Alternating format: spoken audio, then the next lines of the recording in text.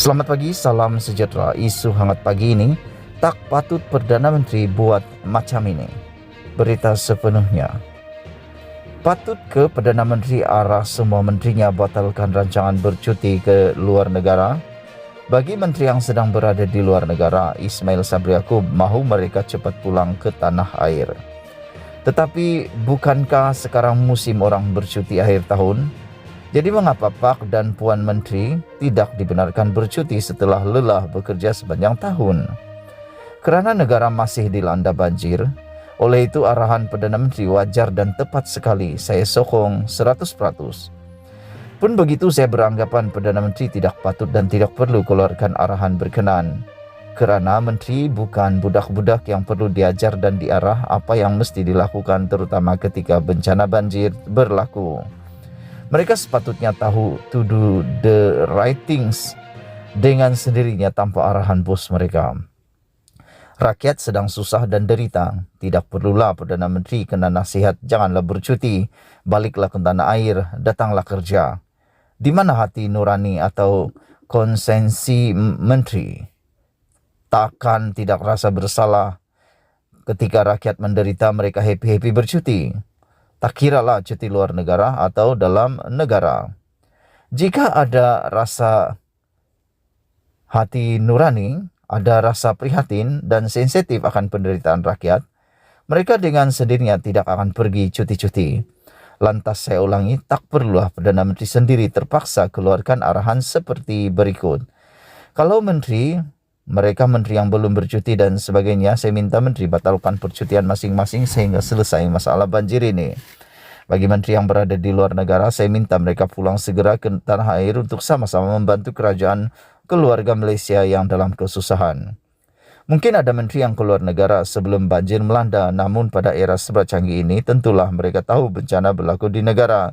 Bukankah berita tular pantas, lalu tidak tergerak ke hati untuk balik?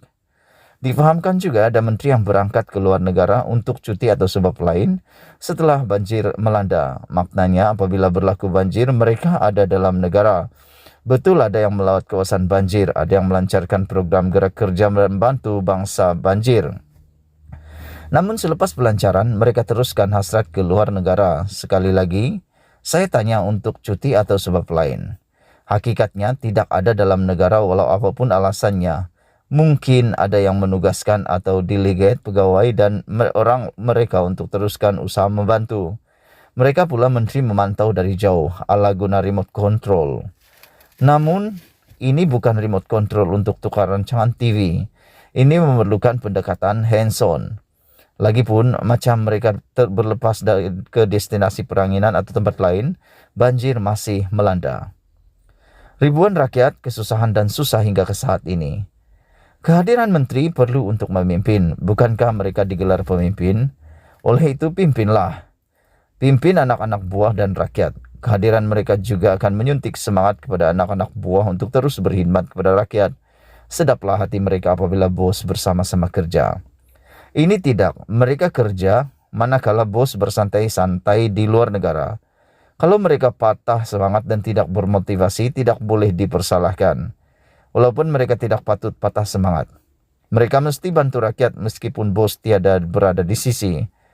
Oleh kerana menteri tidak boleh diharapkan untuk membatalkan percutian dan pulang ke tanah air dengan sendirinya, maka Perdana Menteri terpaksa keluarkan arahan secara terbuka melalui media sosial. Saya tidak boleh baca minda, tetapi percaya Ismail agak kecewa lantas mengarahkan menterinya batalkan cuti dan pulang ke tanah air dengan segera. Dengan keluarnya arahan itu, maka boleh dirumuskan sememangnya ada menteri berada di luar negara. Jika tidak, masakan Ismail keluarkan arahan. Ironinya, beberapa minggu lalu atau lebih tepat pada 9 Disember lalu, sempena hari ke-100 pentadbiran beliau, Perdana Menteri mengumumkan prestasi keseluruhan 100 hari ahli jemaah menterinya berjaya mencapai 90% daripada sasaran ditetapkan. Artinya, bagi beliau, para menterinya mencatat kecemerlangan. Dapat namun mengambil kira banjir bukan sahaja menteri tetapi kerajaan keseluruhannya diberi marka F oleh sebahagian besar rakyat terutama mangsa banjir. Kita tahu apa yang berlaku dan tidak boleh. Oleh itu tidak perlu saya hurai dan mengulangi apa yang semua sudah tahu. Bercakap mengenai cuti menteri, adakah menteri selaku peneraju kementerian meluluskan cuti sendiri? Atau ada pihak yang meluluskan cuti mereka? Terutama mereka yang pergi cuti setelah dan semasa banjir melanda. Mungkin permohonan dibuat awal dan kelulusan sudah diberi terlebih dahulu. Namun apabila berlaku bencana, tidakkah boleh kelulusan itu dibatalkan terus? Ini karena jelas menteri tidak terbuka hati untuk membatalkan sendiri cuti tanpa arahan bos mereka, yakni Perdana Menteri. Sekarang dengan arahan yang dikeluarkan Perdana Menteri, tentulah menteri akan akur. Yang berhasrat cuti pasti akan batalkan hasrat mereka. Yang di luar negara akan segera terbang pulang, dan tumpuan utama atau pertama tentunya kawasan banjir dan penempatan mangsa.